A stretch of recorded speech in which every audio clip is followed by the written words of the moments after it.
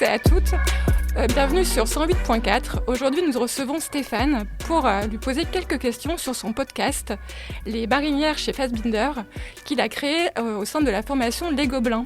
Bonjour Stéphane. Bonjour Véronica, merci de me recevoir. C'est un plaisir. Est-ce que c'est parce que tu as une passion pour la marinière que tu as choisi d'aller vers ce duo ? Oui, absolument. D'ailleurs, j'ai mis exprès une marinière aujourd'hui. Alors, on ne la voit pas parce qu'on est à la radio, on est sur un podcast, excusez-moi.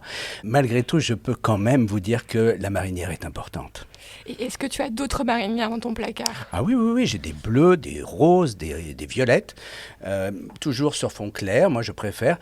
C'est curieux parce que les filles en marinière que j'ai interviewées au 104, évidemment quand je les ai vues, j'ai dit oh, elles sont pour moi.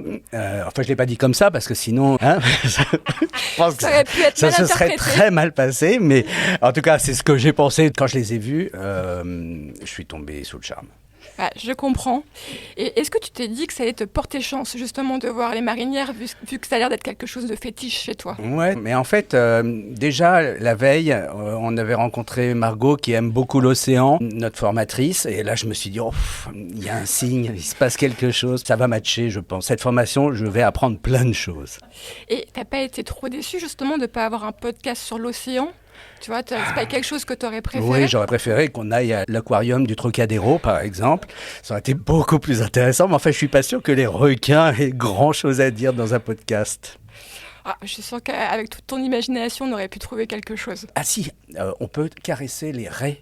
Alors les raies, elles crient quand on les caresse. Elles n'aiment pas trop ça, mais bon, les enfants, ils s'en fichent complètement. Bon, je reviens quand même à ton podcast. Qu'est-ce que tu as préféré dans la réalisation ? Moi, j'aime bien le reportage, mais j'ai toujours un peu peur de recevoir des vents. Là, ça aurait été un grand vent si les marinières ne m'avaient pas répondu.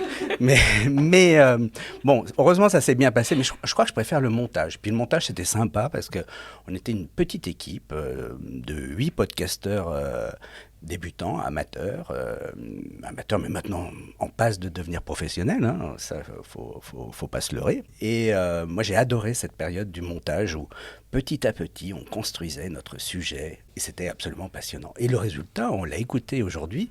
Finalement, on a fait 8 podcasts, 8 épisodes et ils sont tous les 8 excellents. Alors, tu as un background de journaliste. Tu te dis que tu as adoré construire l'histoire. Est-ce que ça t'a aidé ? Je suppose que oui, un petit peu. Mais est-ce que, justement, qu'est-ce que ton background t'a permis de faire des choses plus simples ? Oui, c'est vrai. Moi, par exemple, régler des niveaux, c'est quelque chose que je faisais déjà en vidéo, par exemple. Donc, c'était plus facile pour moi. Et puis, probablement que pour l'interview, j'étais plus à l'aise que d'autres qui n'en avaient jamais fait. Mais je pense que s'il n'y avait pas eu les marinières... mon sujet, il aurait été vraiment très mauvais, en fait. Et vu que les marinières te portent chance, est-ce que tu as décidé de porter ça maintenant tous les jours de l'année ? Oh oui, au moins. Même peut-être 2 fois par jour. Bon, top. Merci infiniment, Stéphane, d'avoir répondu à nos questions. Au revoir à tous. À bientôt.